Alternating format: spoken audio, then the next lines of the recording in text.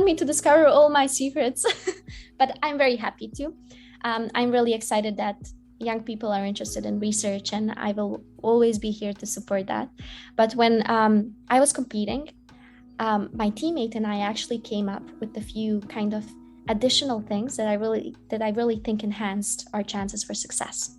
The first thing was we had a project journal, which is basically a notebook, or in our case was a notebook in which every time we did something for our project, every day or every week, depending on how our classes allowed us to work on our project, we would make an entry.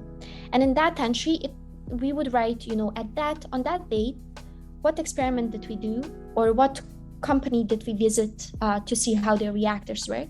We would also make hand drawings of what we think our reactor would look like. And then on the day of the project Olympiad, we would give this project journal to the judging panel and tell them, see what we did. It's not just a research paper. You can actually see that every day, every week in the last year we've been doing, or in the last few months, depends on what the project is. You might not need that long time. We did something, and you can see the proof that this wasn't an overnight thing. This was actually a very long progress. So project journal is one thing. Another thing is you can make a video of how your reactor works.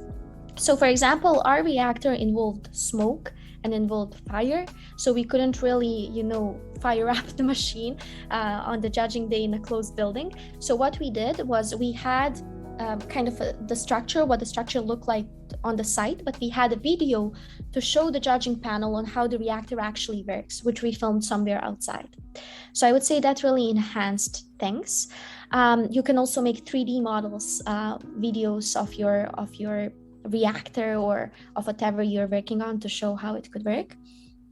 And just to tell you a little anecdote on how these additional or even the primary things you need for a scientific Olympiad might not work and how you should deal with it.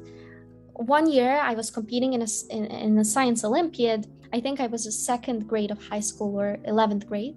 And what happened was the night before the competition, our posters were supposed to be printed out by our school. But what happened, and I really didn't like the fact that it was so tight to the competition, but it was how it operated that year.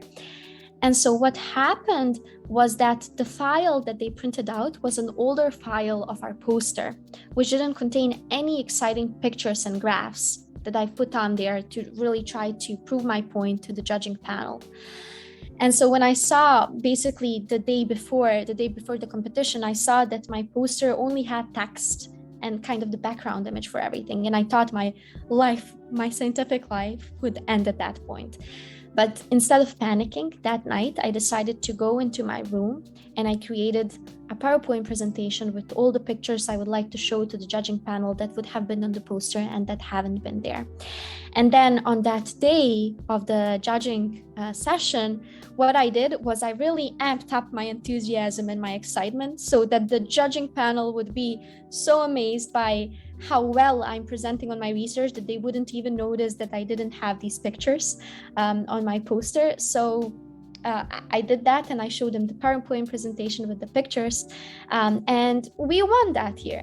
So I would say in science, and especially in science, out of all fields in the world, things don't always go the way you intend them to go, beginning from the asking the question, the experimentation stage, even to creating your poster.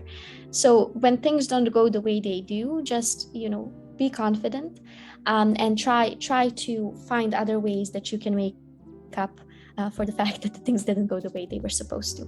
And I want to also share with the participants, this wasn't your question, but I think it's important when you think about creating a poster for your for the day of the competing, don't put too much text. Don't make the text too little, because you want the people, if they're really interested, to be able to read the text. And then when it comes to graphics, and I pray to God you have these graphics and don't miss them as I did, make your put only the graphics that are really, really relevant to what you're presenting.